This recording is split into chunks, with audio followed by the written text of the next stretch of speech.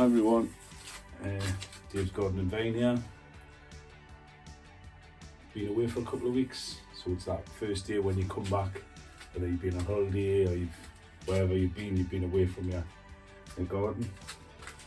And you just want to have a look and see how things are going and how things are overgrown. So now the grapes are filling out, you have to nip off the ones that aren't going to make it. So like that on there, classic, it's still green, it's small. Just nip it out. Have a look on the other sides. There's quite a few on this one. Just take them off. And obviously that puts energy back into the rest of your fruits. It also gives room for the grapes to grow bigger because there's more space in between, which helps them all out. A few smaller ones on here, not all green, but they're small, so I'm going to take them off now.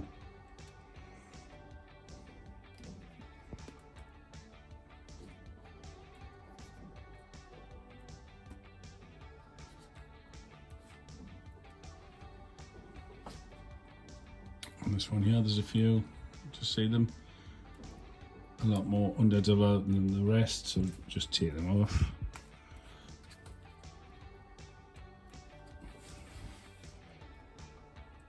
You're going to help the grapes fill out.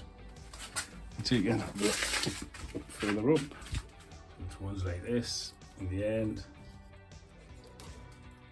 in the middle there, just underdeveloped really, and they're not going to get any bigger. So give the other one space to fill out. Let's see if I can find any more. There's a couple on this one. You can see them there. Just small green ones that aren't going to ripen. Quite a few up here. Take them out. You'll help the others fill out.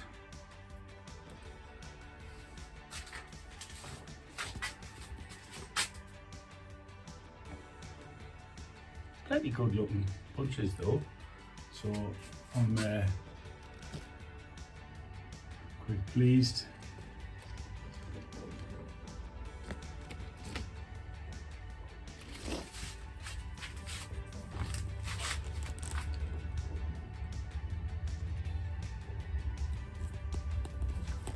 If you can hear it in the background, it's quite windy today.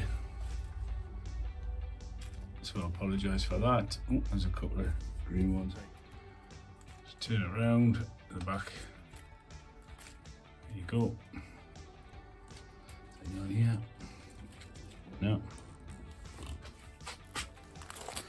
So you never quite know when you get to pick the sweet corn. Obviously I handle pollinate mine, so I'd like to think that they'll all be full cobs, lovely and yellow, but I've been growing these for a few years now and it's not always the case, so it's a bit of a lottery. So once you've unsheathed it, you get that surprise or you get that devastation that, oh, that didn't work. So I'll show it up to the camera so you can get to see what the cob looks like. There you go. So that one's full, nice and yellow, plenty kernels. The odd one missing, but that's pretty good. Yeah, again we'll have a look, so we'll do a couple. This one feels a little bit fatter, but you never quite know. Sometimes it's, by the time you take all the leaves off, you unsheathe it, there's nothing left, but this one feels like a good one. So just keep going, keep taking them off, because these are going to be eaten straight away. So normally you would leave them on, but when you're going to eat them straight away, just sheathe them and get stuck into it. So there you go. And obviously a good way to test is to put your thumb into one of the kernels, on one of the, there, just push it in, and there you go. And now they're picked, These will get put together with the tomatoes and the chili peppers that I've just picked as well, because I think it's tacos tonight. A few bits and bobs to do here. Obviously tomatoes, the classic. And the day goes by without having to nip out suckers. Tons of fruit, absolute tons of fruit, so I'm going to be making lots of things with tomatoes over the next couple of days and weeks. Lots of good looking tomatoes everywhere, but cut off this, focus on the main fruits, the two fruits there. It's all doing okay, they look nice. And then you get better tomatoes for it, because I love the seaweed extract that's in the feed. There's tons of brands of it, so you can just get what works well for you. Take that off. I'll give the peppers a bit. I know it's tomato feed, but I find it helps with peppers as well. Yeah, again, somebody disagrees or they've got a better way of doing it, please feel free to drop it in the comments. Always learning, always happy to learn, so please share any hints and tips you've got. And I'll get the ones down here of water, just the one grow bag down here.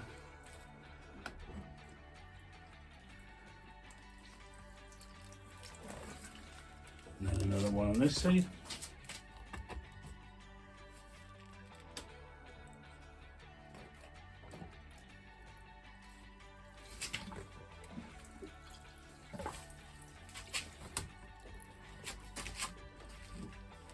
It's all good. The best part is when you get to pick them.